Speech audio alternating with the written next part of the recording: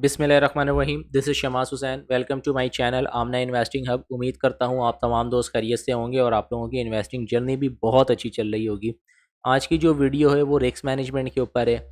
मैंने एक चीज़ इस मार्केट में रियलाइज़ किया है कि काफ़ी ऐसे मेंबर्स हैं जिन्हें आइडिया नहीं है कि रिस्क मैनेजमेंट किस तरीके से मैनेज की जाती है। अगर वो किसी स्टॉक्स पे ट्रेड लेते हैं तो उसके पीछे रीज़न्स क्या है। अगर वो किसी स्टॉक्स में अपनी पोजीशंस को होल्ड करते हैं तो उसके पीछे रीज़न्स क्या है। अगर उन्होंने अपनी पोजीशंस को ऑफलोड करनी है तो उसके पीछे रीजंस क्या है कि टारगेट्स हिट हो रहे हैं, मार्केट पे कोई इनसाइडर्स आ गई है, या रूमर्स हैं, या पॉजिटिव एक्स वाई जेड जो भी ऐसे मामलात हैं, वो उन्हें आइडिया नहीं होता है। उन्हें बस क्या होता है कि बस एक लेवल्स बता दिए जाएं कि लेट सपोज के एक कोई चीज़ है, कोई एक स्टॉक है, वो 100 रुपये पर है, उसका एक टारगेट 110 पर है, तो वो क्या करेंगे कि बस 100 रुपये पे ले लेंगे और 110 पर बेच देंगे। तो ये सबसे एक मेन चीज़ देखी गई है इस मार्केट के अंदर कि काफ़ी ऐसे लोग हैं जो लैक ऑफ नॉलेज पर डिपेंड करते हैं। उन्हें आइडिया ही नहीं है कि मुझे स्टॉक मार्केट पे अपनी अपना जो कैपिटल है, अपनी जो इन्वेस्टमेंट है, उसे किस तरीके से मार्केट में सर्वाइव करना है, कितने स्टॉक्स लेने हैं, किस तरीके के स्टॉक्स लेने हैं, किस बेस के ऊपर पोजीशंस को होल्ड करना है, किस बेस के ऊपर पोजीशंस को ऑफलोड करना है। एवरेज के जो टाइम होता है कि लेट सपोज के किसी स्टॉक पे आपने अपनी पोजीशन बनाई, लेट सपोज़ कि आपने वो चीज़ 100 रुपये पे लिया और वो चीज़ जो है वो 90 रुपये पे या 80 रुपये पे आ गई, तो वो कौन सा ऐसा पॉइंट होता है जहाँ पे आपने उसे एवरेज आउट करना होता है या स्टॉप लॉस लेना होता है, ठीक है। तो इन तमाम चीज़ों को कंपाइल करके मैंने एक यूँ समझ लें कि मैंने एक जो नाम दिया है रिस्क मैनेजमेंट को, वो दिया है कि 10 core principles for stocks trading and investment with risk management. इसमें आप लोगों को ऐसी 10 इम्पॉर्टेंट चीज़ें गाइड की जाएंगी, जिसे ये रिस्क मैनेजमेंट आप लोग अगर इसे डिसिप्लिन के साथ अगर आप फॉलो करेंगे तो इंशाल्लाह आप इन फ्यूचर सक्सेस में रहेंगे। तो ये चीज़ें हैं, ध्यान से आपने इसे समझना है, और अगर वीडियो पसंद आती है तो आपने दोस्तों के साथ भी इसे शेयर करना है। तो सबसे पहले हम देख लेते हैं कि भाई सबसे पहला जो हमारा पहला कोर पॉइंट है वो ये है कि इन्वेस्ट इन क्वालिटी स्टॉक्स। ठीक है, हम क्या करते हैं कि जी हमने फ़लानी जगह से आवाज़ सुनी, फ़लानी जगह से आवाज़ सुनी, हमें पता ही नहीं है कि हमने किस स्टॉक्स पे इन्वेस्ट करना है, बस हमने उठाया और पैसे लगा दिया। तो देखें, मार्केट में इस तरीके से बहुत सारी आवाज़ें हैं, बहुत सारे इंस्ट्रूमेंट हैं जिन पे आप इन्वेस्ट कर सकते हैं। लेकिन मेरी हमेशा से ये कोशिश रही है, और आप लोगों को मैं हमेशा से ये गाइड करता हूँ कि काम अगर करना है तो अच्छे स्टॉक्स पे करना है, नस्ली स्टॉक्स पे करना है, नस्ली इंस्ट्रूमेंट पे जो है वो पैसे लगाने हैं, ठीक है। जिनका फ्यूचर सिक्योर हो, जिनके जो मामलात हैं इंटरनली हो, एक्सटर्नली हो, जो भी मामलात हैं वो सिक्योर हो। आप कभी भी इन्वेस्टमेंट को लेकर स्टक ना हो, ठीक है, मार्केट के अंदर। तो ये चीज़ आप लोगों ने अपने माइंड में, सबसे पहले पॉइंट आप लोगों ने अपने माइंड पे यही रखना है कि इन्वेस्ट इन क्वालिटी स्टॉक्स, ठीक है। इसकी डिटेल्स यहाँ पे लिखी हुई है कि focus only on dividend paying and growth oriented stocks, ठीक है। तो इसे आप लोगों ने सबसे फर्स्ट प्रायोरिटी देना है। नंबर 2 पर हमारे पास है कि डाइवर्सिफाइड पोर्टफोलियो। अब लोग क्या करते हैं कि लोग पोर्टफोलियो, लेट सपोज कि किसी का 10 लाख का पोर्टफोलियो है, वो क्या करते हैं कि जी 30-30 हज़ार के, मतलब इतने स्टॉक्स भर लेंगे। 30 हज़ार का पीपीएल भी ले लिया, 30 हज़ार का ओजीडीसी भी ले लिया, 30 हज़ार का माड़ी भी ले लिया, 30 हज़ार का पीओएल भी ले लिया, एंग्रो भी ले लिया, इफड भी ले लिया, ठीक है, फातिमा भी ले लिया। बैंकों में आ जाएँ तो मीज़ान भी ले लिया, यूबीएल भी ले लिया, और बैंक अल-फलाह भी ले लिया, बैंक अल हबीब भी ले लिया। पावर में आ जाएँ, कैपको भी ले लिया, निशात मिन भी ले लिया, हबको भी ले लिया, ठीक है। सीमेंट्स में भी जो है ना, फौजी सीमेंट भी ले लिया, डीजी खान भी ले लिया, मैपल लीफ भी ले लिया। तो वो क्या करते हैं कि वो डाइवर्सिफ़ाई इतना कर देते हैं पोर्टफोलियो को कि उनका रिटर्न कुछ समझ में नहीं आता है, ठीक है। तो और वो खुद भी मैच्योर नहीं होते हैं। लेट्स सपोज़ कि वो इतना स्क्रॉल कर देते हैं, अपने पोर्टफोलियो को इतना भर लेते हैं कि अगर उनका स्टॉक ऊपर वाला चल रहा होता है तो वो नीचे वाले को देख रहे होते हैं, और अगर नीचे वाला चल रहा होता है तो ऊपर वाले को देख रहे होते हैं। तो आपने जो डाइवर्सिफ़ाई करनी है ट्रेडिंग के अंदर और इन्वेस्टमेंट के अंदर, उस चीज़ को थोड़ा-सा हम देखते हैं कि डाइवर्सिफाइड पोर्टफोलियो क्या है, कि maintain a portfolio of 2 to 6 stocks from different sector. आप लोगों ने कम से कम 2 और ज़्यादा से ज़्यादा 6 स्टॉक्स जो है वो अपने पास रखने हैं, ठीक है, अपने पोर्टफोलियो में रखना है। कोशिश करें कि एटलीस्ट आप लोग 2 रख लें, मतलब कम से कम 2 होने चाहिए, ठीक है। अब 2 ऐसा नहीं है कि आपका अगर 10 लाख का पोर्टफोलियो है तो आपने 5-5 लाख के 2 स्टॉक उठा लिए, ऐसा बिल्कुल भी नहीं है। हम आगे इस चीज़ को डिस्कस करेंगे कि पोजीशन साइजिंग किस तरीके से आपने करनी है, ठीक है। तो कोशिश करें कि एट अ टाइम अपने पोर्टफोलियो में 2 या फिर 4 या फिर 6 से ऊपर नहीं जाना है। अगर आप बहुत स्मार्ट हैं, आपको लगता है कि मैं 6 घंटा जो है वो आप अपनी स्क्रीन को वॉच कर सकते हैं कंटिन्यू, तो आप 6 स्टॉक की तरफ जाएँ। लेकिन वो भी मैं परसेंटेज बताऊँगा कि आपने कितने परसेंट जो है वो इन्वेस्ट करना है, ताकि आप लोग अपने आप को मेंटली रिलैक्स रख सकें इस मार्केट में, ठीक है। उसके बाद यहीं पे मैंने यही पॉइंट्स लिखा है कि this keeps the portfolio manageable and reduce concentration risk. अब जब आप छोटे मतलब कम स्टॉक्स रखेंगे ना, 2 रखेंगे, 6 रखेंगे, एक चीज़ अभी मैंने आपको बताई कि ये नहीं करना है कि आपने 10-10 हज़ार में 10 लाख का पोर्टफोलियो है तो 20-20 हज़ार में आपने 2 स्टॉक रख लिए। एक परसेंटेज आप लोगों ने बनाना है, ठीक है? इतना ज़्यादा मैक्सिमाइज़ भी नहीं कर लेना है पोर्टफोलियो को, और ना इतना ज़्यादा मिनिमाइज़ कर लेना है कि आप लोगों की जो प्रॉफ़िट मार्जिन है वो आप लोगों को कुछ समझ में ही नहीं आए कि आप लोग क्या कमा रहे हैं इस मार्केट से, ठीक है? तो कम से कम 2 स्टॉक होने चाहिए और ज़्यादा से ज़्यादा 6 स्टॉक होने चाहिए डिफरेंट सेक्टर से, ताकि आप लोग अपने पोर्टफोलियो को आसानी से जो है वो मैनेज कर सकें। अब हमारे पास जो तीसरा पॉइंट है वो है कि position sizing and cash management, ठीक है? Allocation 15 to 20% of your total capital to each stock and always keep 30-40% of your capital in cash, ठीक है। आपने क्या करना है कि लेट सपोज कि आपका 10 लाख रुपए का पोर्टफोलियो है, तो आपकी जो ईच स्टॉक यानी कि एक स्टॉक्स पे जो एलोकेशन आपकी बनेगी वो 15 से 20%, यानी कि आपने जो इन्वेस्ट करने हैं वो 15 लाख करेंगे। लेट सपोज कि मैं कहता हूँ आपने एलोकेशन साइज़ जो है वो 15% कर ली 10 लाख से, तो 15% के हिसाब से मैंने यहाँ पे ये चीज़ लिखा है कि 2 या फिर 6। लेट सपोज आप कहते हैं कि भाई मैं अगर 6 स्टॉक्स ले रहा हूँ तो मैं 15 लाख को सॉरी 1.5 लाख को मैं 6 से मल्टीप्लाई करूँगा तो हमारे पास आ जाएगा 9 लाख रुपए। तो आपने क्या करना है कि एटलीस्ट आपने 4 स्टॉक लेने हैं, ठीक है।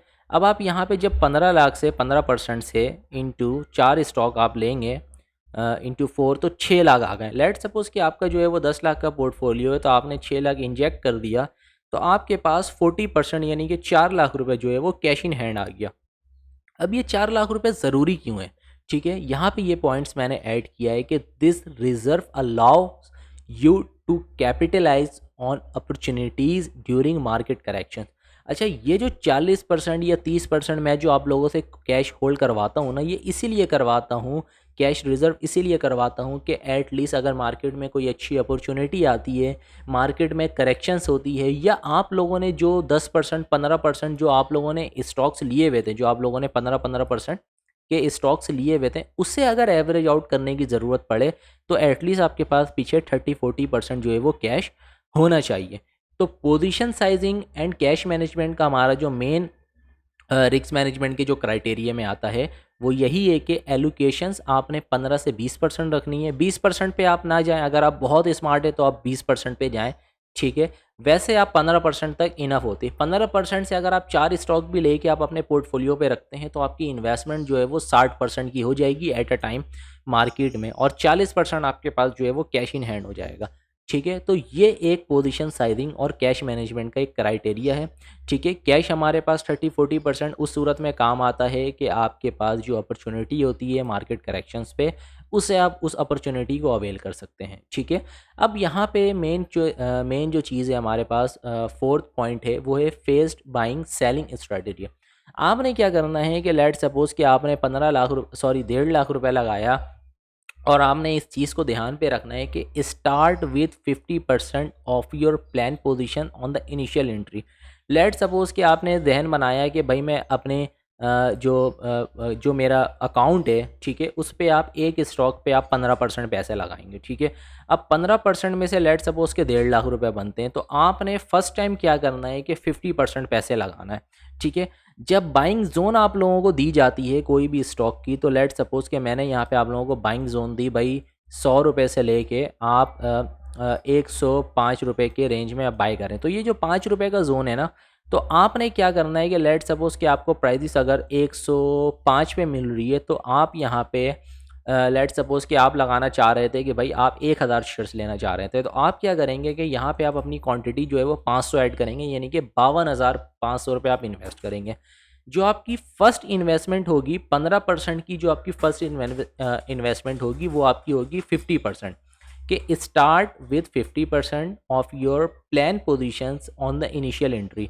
मतलब जहां आप 1.5 लाख लगाना चाह रहे थे वहां पे आप 50,000 या फिर 70,000 रुपये इनिशियली आप जो है वो इंजेक्ट करेंगे। ठीक है, आपने जो है वो 70,000 रुपये लगा दिया 105 के हिसाब से। इसको मैं डिवाइड करता हूँ कि भाई आपने 70,000 जो है वो लगाया, सॉरी 105 के रेट से।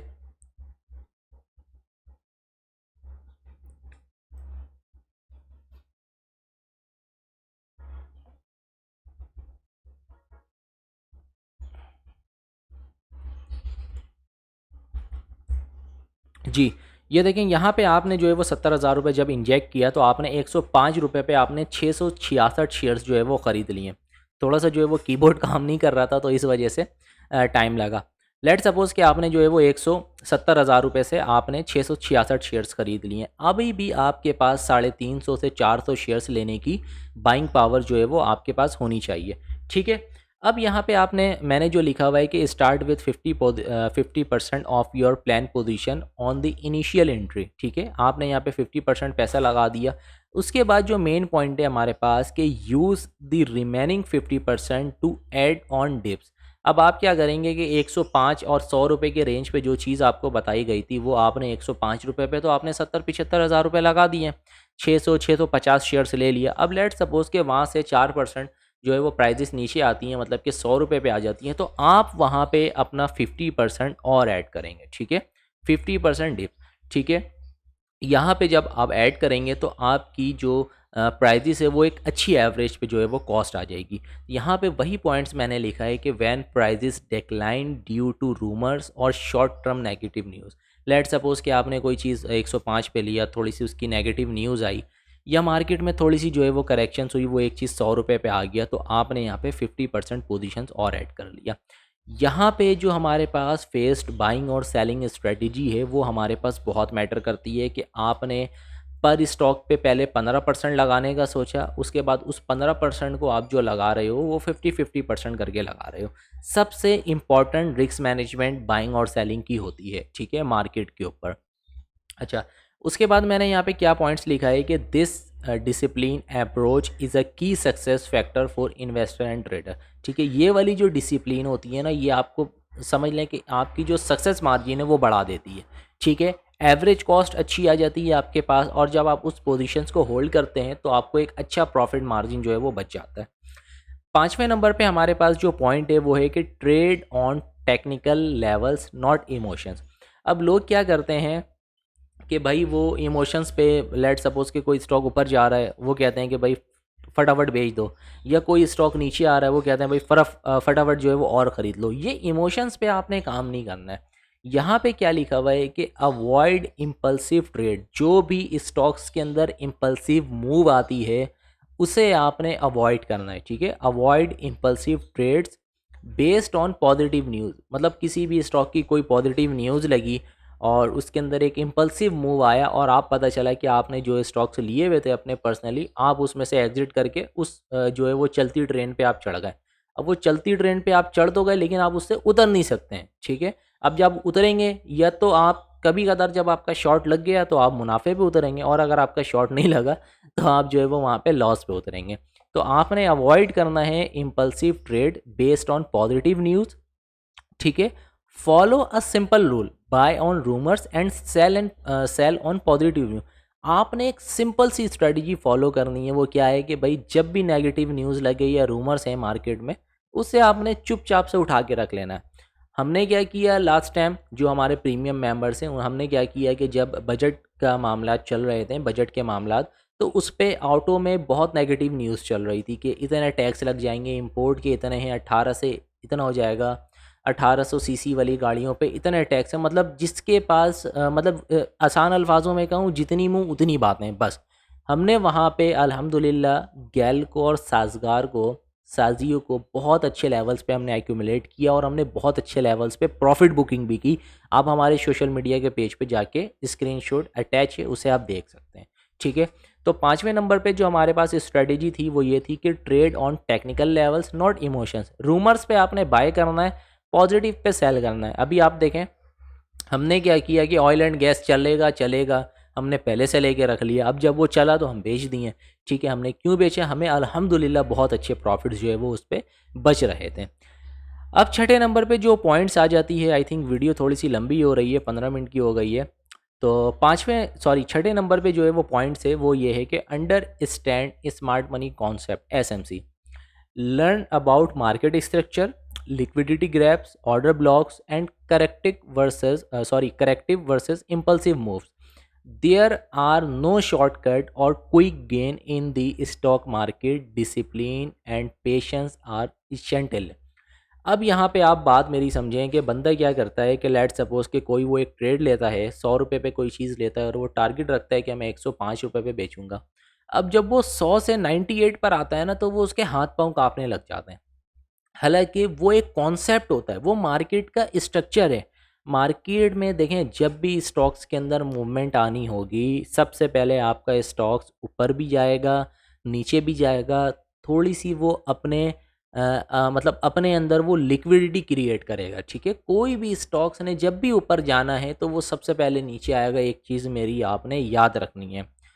गैल आज अगर 560 पर गया है तो वो बजट में 380 रुपये पे खड़ा हुआ था, वो नीचे आया था। ठीक है, पीपीएल आज अगर 180 पर है तो वो 150 रुपये से ट्रेड करके वो 180 रुपये पे आया है। तो ये चीज़ आप लोगों ने माइंड पे रखना है कि किसी भी स्टॉक्स ने ऊपर जाना है तो वो सबसे पहले वो नीचे आएगा, और अगर किसी भी स्टॉक्स ने नीचे आना है तो वो सबसे पहले ऊपर जाएगा। ये बेसिकली एक कोर है लिक्विडिटी का, जिसे आप लोग स्मार्ट मनी के कॉन्सेप्ट से जो है वो जब मार्केट स्ट्रक्चर चल रही होती है वहाँ पे आप लोग उसे अंडरस्टैंड करते हैं कि मार्केट पे लिक्विडिटी किस तरीके से क्रिएट हो रही है, इम्पल्सिव मूव किस तरीके से बन रही है, करेक्टिव मूव कहाँ तक आ सकती है। तो ये सारे एक की पॉइंट्स होते हैं स्मार्ट मनी के अंदर।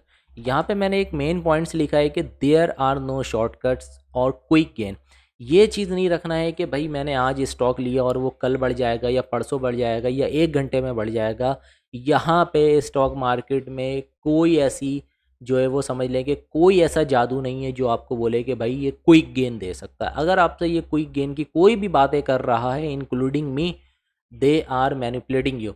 इसका मतलब है कि वो आपको मैनिपुलेट कर रहा है, आपकी समझ लें कि आपकी जो मेंटल पावर है उसके साथ वो खेल रहा है। किसी भी बिजनेस के अंदर क्विक गेन वाला कॉन्सेप्ट ही नहीं है, ठीक है, पूरी मार्केट के अंदर।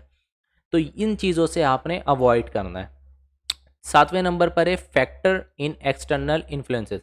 अच्छा भाई, every company experience temporary pressure, taxes, government policies, import export restrictions, maintenance issues. During such time technical setup में fail as market sentiments temporary drive price action.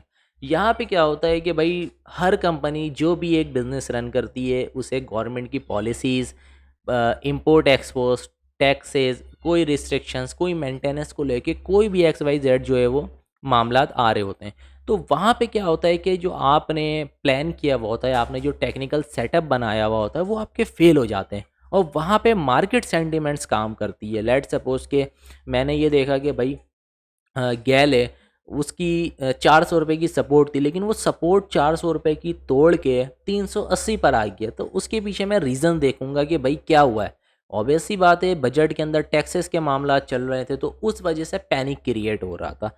तो इन चीज़ों को हमने लाजमी देखना है। जब इस तरीके के मामला होते हैं तो हमारा जो टेक्निकल सेटअप है वो फेल हो जाता है और जो हमारे सेंटिमेंट्स के ऊपर जो चीज़ें चल रही होती हैं वो परफॉर्म करना शुरू हो जाती हैं। आपको पता था कि कंपनी अर्निंग पर है, कंपनी पॉजिटिव है, ठीक है, बैक टू बैक अर्निंग जो है वो ग्रो हो रही हैं, तो आपको उस सिचुएशंस पे अपनी पोजीशंस को होल्ड करनी चाहिए थी, जैसे हमने अपने कम्युनिटी पे जो है वो अल्हम्दुलिल्लाह होल्ड करवाया हुआ था। 8वें नंबर पे जो मेन पॉइंट्स लिखे हुए हैं वो हैं averaging holding rules of stocks. ठीक है, इसे मैं जल्दी से जो है वो डिस्क्राइब कर देता हूँ क्योंकि वीडियो काफ़ी लंबी हो गई है, आई थिंक 19 मिनट की हो गई है। ठीक है, only average fundamental stocks, dividend paying stocks avoid weak और स्पेकुलेटिव कंपनीज, ठीक है। हमेशा आपने जो एवरेज करना है डिविडेंड पेइंग और अच्छे स्टॉक्स को करना है। थर्ड पार्टी स्टॉक्स जो होते हैं, जो आवाज़ों पे चलते हैं, उस पे आपने एवरेज के लिए पैसे नहीं लगाने। Always insure you have free cash available before planning to average. ये वही पॉइंट्स है जो ऊपर मैंने आप लोगों को यहाँ पे बताया था कि 40% 30% कैश होना चाहिए कि आप लोग इन फ्यूचर किसी भी स्टॉक्स को एवरेज कर सकें। कैश अवेलेबल होना चाहिए। एवरेज इन मैक्सिमम 2 स्टेप्स, ठीक है।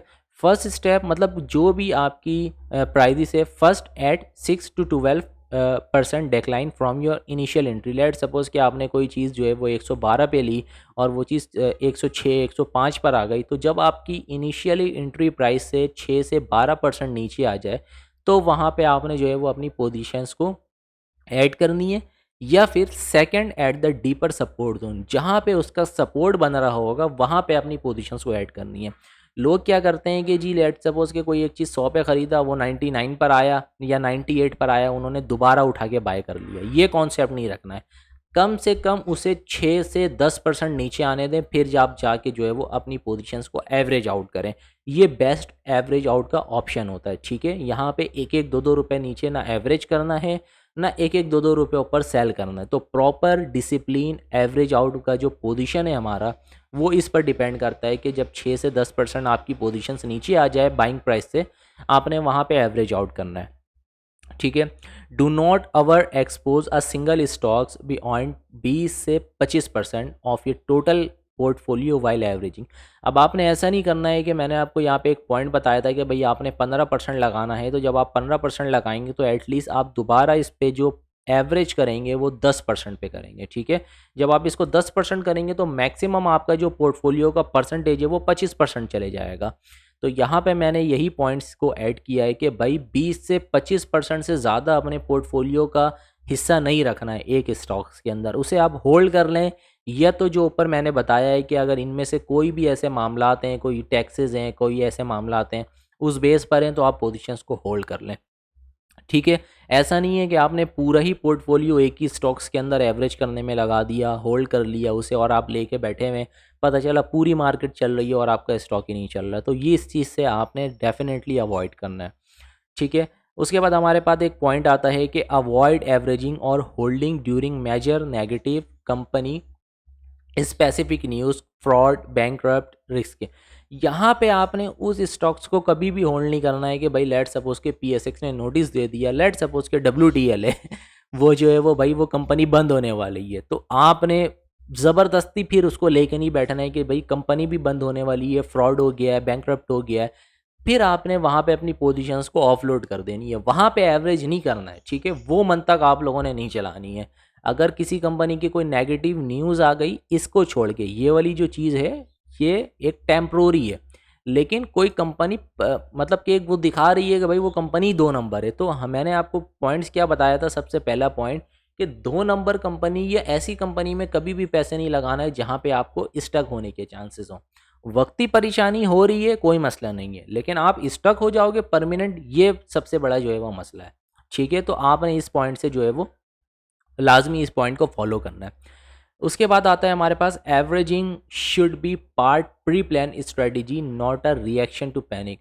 पैनिक पे आके कभी भी एवरेज नहीं करना है। जब आप प्रॉपर एक इस चीज़ को फॉलो करते हुए आ रहे होंगे तो यहाँ पे वही पॉइंट्स लिखा गया है कि एवरेजिंग जो है वो एक प्री प्लान आपका पार्ट होना चाहिए, ठीक है। स्ट्रेटेजी होनी चाहिए, जो चीज़ आपको बताई गई है, आपका एक कॉन्सेप्ट डेवलप ऑलरेडी होना चाहिए कि भाई हाँ, यहाँ पे मैं अपनी पोजीशंस को इस लेवल पर एवरेज करूँगा, इस लेवल पे रीबाय करूँगा। ये प्री प्लान आपको होना चाहिए। ये नहीं कि जी बस नीचे आया शमाज भाई थोड़ा सा और ऐड कर लूँ। ये काफ़ी ऐसे लोग करते हैं, ये इन्हें स्ट्रैटेजी का पता ही नहीं है। काफ़ी ऐसे लोग हैं करते हैं। तो इस चीज़ को आपने प्री प्लान पहले से रखना है बिफोर इंटर एनी स्टॉक, ठीक है। ये हो गई हमारे पास 8वां पॉइंट। 9वां पॉइंट जो है वो हमारे पास ये है कि quality over quantity, controlled monthly trading. अब यहाँ पे लोग क्या करते हैं कि जी भाई आज के लिए कोई स्टॉक ले लिया, उन्होंने देखा सोशल मीडिया पे ऐसे मामला चल रहे हैं, फ़लाने साहब ने कोई स्टॉक बता दिया, फ़लाने साहब ने कोई स्टॉक बता दिया, किसी ने सोशल मीडिया पे पोस्ट कर दिया कि भाई ये स्टॉक है, तो आपने इस तरीके के मामला से अवॉइड करना है। आपने मंथली बेसिस के ऊपर focus on 8 to 12 high quality trades per month based on clear technical and fundamental setup. 8 से 10 ट्रेड कर लें, 12 ट्रेड कर लें, इनफ है आपके लिए। सक्सेस रेशियो अगर आपके 12 ट्रेड कर रहे हैं, उसमें से आपके 4 के स्टॉप लॉस हिट हो रहे हैं, 8 आपके सक्सेस जा रहे हैं, तो इस मीन डेट के आप 70% प्रॉफिट मार्जिन पर खड़े हुए। ठीक है, 75% आप प्रॉफिट मार्जिन पे खड़े हुए हैं। ऐसा नहीं है कि जी बस रोज़ लेना है, रोज़ खरीदना है, रोज़ बेचना है। ये कॉन्सेप्ट आप लोगों ने नहीं रखना है। Avoid excess trading and chasing every price move. लोग क्या करते हैं कि जी लेट सपोज कि किसी के पास गैल पड़ा हुआ है, वो नहीं चल रहा है, डीजी खान चल रहा है, तो उन्होंने गैल बेचा, डीजी खान पे चढ़ गए। तो ये जो दूसरे स्टॉक्स के अंदर प्राइस की मूवमेंट आ रही होती है ना, उसे आपने चेज नहीं करना है। जो आपने रिसर्च करके, जो आपने टेक्निकल सेटअप के ऊपर लिए, अपनी पोजीशन चुपचाप से वहीं पर ही होल्ड करनी है। इस तरीके से आप सारी प्राइजेस को चेज करेंगे तो आपके पास जो अच्छे स्टॉक होंगे, पता चला जब आप चेस करने लगे डीजी केसी को, तो डीजी केसी वहाँ पे रुक गया जब आपने उसे चेस किया, और गैल चलना शुरू हो गया जब आपने उसे ऑफलोड किया। तो इस चीज़ से आपने अवॉइड करना है। ठीक है, यहाँ पे तीसरा पॉइंट है, prioritise well research opportunities over frequent impulsive trade breakout trade.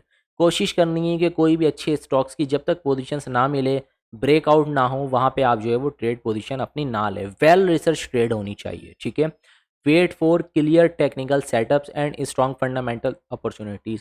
हमेशा अच्छा ट्रेडर वो होता है कि जो प्रॉपर वेट करता है, टेक्निकल सेटअप कंप्लीट होने देता है, फंडामेंटल्स कंप्लीट होने देता है, सारी जो अपॉर्चुनिटीज़ होती हैं स्ट्रॉन्ग लेवल्स के ऊपर आती हैं, वो प्रॉपर लेवल्स के ऊपर जो है वो आके उसे कंप्लीट होने देता है। उसके बाद जाके वो जो है वो अपनी ट्रेड्स को कंप्लीट करता है। तो ये एक मेन पॉइंट जो है वो आपने लाजमी नोट डाउन करना है, और अपनी जो रिस्क मैनेजमेंट है उसे आपने लाजमी इस पॉइंट को ऐड ऑन करना है। अब जो सबसे मेन पॉइंट आता है वो हमारे पास आता है कि avoid fake news and follow experience mentor. कि भाई मार्केट में देखें, सीधी बात है, बिल्कुल मैं खुली डुली बात कर रहा हूँ कि आजकल तो मार्केट पे ऐसे ट्रेंड्स चल रहे हैं कि हर एक बंदा ऑडियंस गैदर करता है सोशल मीडिया से। 500 रुपये, 1000 रुपये में वो अपनी कम्युनिटी चला रहा है। बल्कि वो कम्युनिटी नहीं चला रहा है, वो क्या करता है कि उस 500 1000 रुपये से ना अपने किचन एक्सपेंस पूरा कर रहा है। ठीक है, वो खुद तो उसे आइडिया होता ही नहीं है, कोई मार्केट का जो है वो तौर तरीक़ेकार उसे आइडिया नहीं होता है। वो क्या करता है कि 500-500, 1000-1000 रुपये में आप लोगों को वो गैदर करता है, सोशल मीडिया के थ्रू ऑडियंस गैदर करता है। कमेंट्स, किसी भी पोस्ट के नीचे जाके कमेंट्स करता है कि to join our WhatsApp channel for Pakistani stock exchange for best trading for daily caps. ठीक है, इस तरीके के मंजन वो जो है वो चिपकाता है आप लोगों को। तो इस तरीके के मेंटोर से, एनालिस्ट से आप लोगों ने दूर रहना है। ठीक है, यहाँ पे वही पॉइंट्स मैंने ऐड किया है कि do not act on so called insider और फेक टिप फ्रॉम ग्रुप्स और सोशल मीडिया चैलेंज। आपने उस तरीके के एनालिस्ट से, उस तरीके की सोशल मीडिया से, उस तरीके के लोगों से दूर रहना है जो आप लोगों को फेक न्यूज़ और पंप एंड डंप वाला जो भी हिसाब होता है वो आप लोगों को बताएं। यहाँ पे दूसरा पॉइंट वही मैंने ऐड किया है कि stay away from pump and dump groups and rumours that promote quick gains. हमेशा उन लोगों से बचें, उन लोगों से दूर रहें जो आप लोगों को गैदर करते हैं, ऑडियंस गैदर करते हैं, कमेंट्स करते हैं आप लोगों के पोस्ट के नीचे, और आप लोग क्लिक करके जाके ज्वाइन करते हैं। आप लोगों ने उन लोगों से बचना है, रूमर्स से बचना है, पंप एंड डंप वाले हिसाब किताब से बचना है, पंप एंड डंप वाले ग्रुप से बचना है। आप लोगों की अगर शॉर्ट लगने पे आएंगे तो पंप एंड डंप वालों में 2 दिन, 3 दिन, 4 दिन शॉर्ट लगेगा, लेकिन एक दिन ऐसा आएगा कि जो आप लोगों ने शॉर्ट लगाया होगा वो वन वॉश आप लोगों का बिल्कुल क्लिक कर जाएगा। जो भी आप लोगों ने कमाया होगा आउट हो जाएगा, क्योंकि ये मार्केट हमेशा उस ट्रेडर और उस एनालिस्ट को पैसे देती है जो कि डिसिप्लिन के साथ मार्केट पे काम करता है और करता रहेगा, हमेशा वो प्रॉफिट में रहेगा। एक चीज़ याद रखनी है। ठीक है, फॉलो ट्रस्टेड एक्सपीरियंस एनालिस्ट और mentor with a proven track record and years of market experience. किसी भी एनालिस्ट को चूज़ करें, उसे आप रियलाइज़ करें कि भाई जो लेट सपोज के मैं हूँ, अगर मैं अपनी कम्युनिटी में कोई भी स्टॉक्स दिलाता हूँ तो वो मेरे अकाउंट में खुद पड़ा हुआ होता है अल्हम्दुलिल्लाह। ठीक है, मैं लोगों को रिसर्च करके उस बेस के ऊपर दिखाता हूँ और प्रॉपर गाइडेंस के साथ दिलाता हूँ कि भाई ये स्टॉक मैं भी ले रहा हूँ, मेरी भी पोजीशन से, इस बेस के ऊपर आप लोगों को मैं दिला रहा हूँ। उन लोगों से बचना है कि जी जिन्हें आपको पता ही नहीं है, जो सोशल मीडिया पे आके फ्री टिप दे दे रहे हैं आप लोगों को, यूट्यूब पे आके फ्री टिप दे दे रहे हैं। ठीक है, फ्री में आपको जो है वो व्हाट्सएप चैनल ज्वाइन करवा लेते हैं, और फ्री में जो है वो आपको अपनी प्रीमियम सब्सक्रिप्शन दे देते हैं, ट्रायल बेसिस पे रख लेते हैं। कोई भी एनालिस्ट, कोई भी अच्छा मेंटोर कभी भी आप लोगों को इस तरीके से ऑडियंस गैदर नहीं करता। वो बंदा वही काम करता है जो अपने किचन एक्सपेंस आप लोगों की फीसिस से चला रहा होता है। अच्छा एनालिस्ट कभी भी इस तरीके से जो है वो ऑडियंस गैदर नहीं करेगा, अपनी रिसर्च को पब्लिकली जो है वो ओपन नहीं करेगा जब तक उसके टारगेट्स हिट नहीं हो जाते हैं, ठीक है। मेन चीज़ कि वो पर्सनली खुद भी ट्रेड लेगा। अगर वो आप लोगों को कोई चीज़ दिला रहा है तो उसके अकाउंट्स पे खुद भी ट्रेड होनी चाहिए। वो डेफिनेटली वो अच्छा ट्रेडर या अच्छा एनालिस्ट माना जाएगा, ठीक है। लास्ट एंड सबसे मेन चीज़ के focused on learning and building skills rather than blindly copy trading. Late suppose कि आपने किसी भी एनालिस्ट को ज्वाइन किया, चाहे वो मैं हूँ, चाहे वो XYZ मार्केट का कोई भी बंदा हो, तो सिर्फ आपने ब्लाइंडली ये नहीं करना है कि बस जी शमाज भाई ने ये बताया आंखें बंद कर लिया और ये ले लिया, ठीक है। ट्रेड्स आप करें, लेकिन शमाज भाई किस बेस पर बता रहे हैं, शमाज भाई किस रिसर्च करके बता रहे हैं, शमाज भाई की क्या अप्रोच है इस स्टॉक को लेके, उस वो जो लर्निंग है ना वो आपने शमाज भाई से कॉपी करनी है, ठीक है। कॉपी ट्रेडिंग नहीं करनी है, आपने लर्निंग को कॉपी करना है, ताकि इन फ्यूचर आपको पता चल सके कि भाई आप मार्केट में किस तरीके से काम कर रहे हैं, किस तरीके से सीख रहे हैं, किस तरीके से कमा रहे हैं। तो उम्मीद करता हूँ कि ये जो दस्ट इतनी ऑलमोस्ट कितना टाइम है, 30 मिनट हो गए, और 30 मिनट का जो ये वीडियो था पूरा प्रॉपर रिस्क मैनेजमेंट के ऊपर, आप लोगों को डेफिनेटली जो है वो पसंद आया होगा। और आप लोग इस रिस्क मैनेजमेंट को फॉलो करते हुए डेफिनेटली आप लोग अपनी जो इन्वेस्टिंग लाइफ है, इन्वेस्टिंग जर्नी है, उसमें इंशाल्लाह थोड़ी बहुत भी बेहतरी जो है वो महसूस करेंगे। दुआओं में याद रखिएगा। अपने भाई को दें इजाज़त। अल्लाह हाफ़िज़।